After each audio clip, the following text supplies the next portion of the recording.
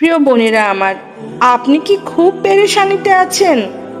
মনের কোনো গোপন কষ্ট কাউকেই বলতে পারছেন না, বুক ফেটে কান্না আসছে অথচ সান্ত্বনা দেওয়ার মতো আপনার কেউ নেই?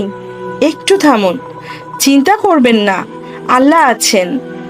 আমরা দুনিয়ার মানুষের দ্বারে দ্বারে ঘুরি একটু শান্তির জন্য, কিন্তু একটু ভালোবাসা না পেয়ে মন খারাপ করে ফেলি। আমরা কি কখনো আমাদের রবকে দেখেছি? তিনি তো আমাদের মায়ের চেয়েও 70 গুণ বেশি ভালোবাসেন। আপনার না বলা কান্নাগুলো তিনি শোনেন আপু। আজ জুমার দিন আল্লাহর সবচেয়ে প্রিয় দিনগুলোর একটি। এই পবিত্র দিনে দয়া করে নিরাশ হবেন না। বিশ্বাস রাখুন, যার হাত ধরে আপনার ভাগ্য, তিনিই আপনার চোখের এক ফোঁটা পানিও বৃথা যেতে দিবেন না। এই জুম্মা আপনার ভাগ্যের চাকা ঘুরে যাবে ইনশাআল্লাহ।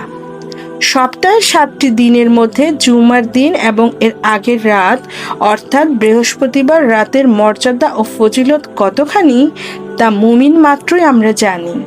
কিন্তু আমরা অনেকেই জানি না যে এই বিশেষ রাত্রিতে এমন কিছু আমল রয়েছে যা মানুষের ভাগ্যের চাকা ঘুরিয়ে দিতে পারে, মনের সুপ্ত আশাগুলো পূর্ণ করতে পারে।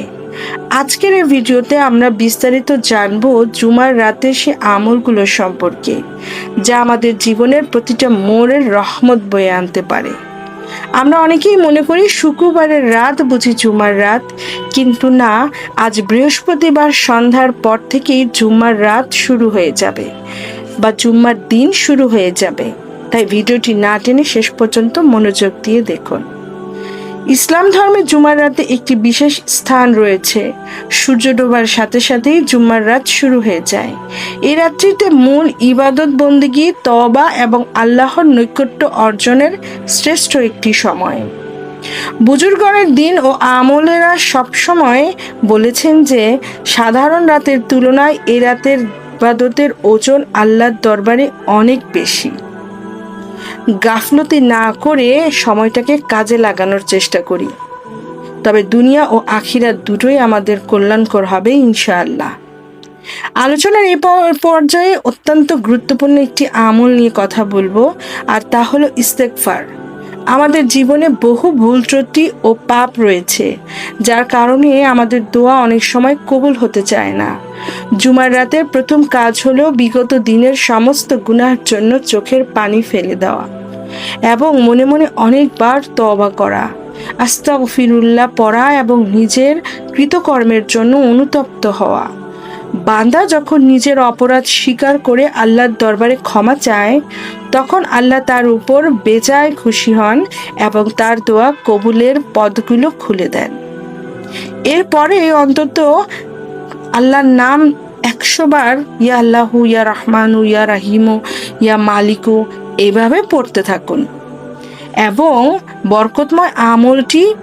সবচেয়ে বরকতময় আমলটি হচ্ছে প্রিয় নবীজি হযরত মুহাম্মদ সাল্লাল্লাহু আলাইহি সাল্লামের উপর দুরূদ শরীফ পাঠ করুন। হাদিস শরীফে এসেছে, জুমার রাত ও দিনে তোমরা আমার উপর বেশি বেশি দরুদ পাঠ করো, কারণ তোমাদের পাঠিত দরুদ আমার কাছে পেশ করা হয়। সুবহানাল্লাহ। যে ব্যক্তি জুমার রাতে বেশি বেশি দরুদ পড়ে, মহান আল্লাহ তার জীবনের সমস্ত পেরেশানি দূর করে দেন এবং তার মনের নেক মাকসুদ পূরণ করে দেন। তাই জুমার রাতের প্রতিটা মুহূর্তে মুখে দরুদ শরীফ জারি রাখা উচিত। এবং এবার আসি সবচেয়ে শক্তিশালী আমলটিতে।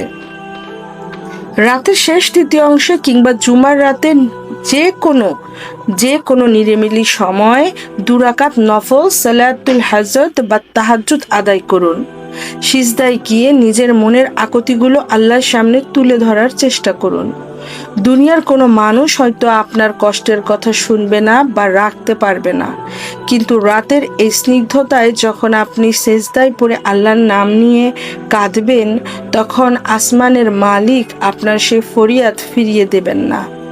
সুবহানাল্লাহ।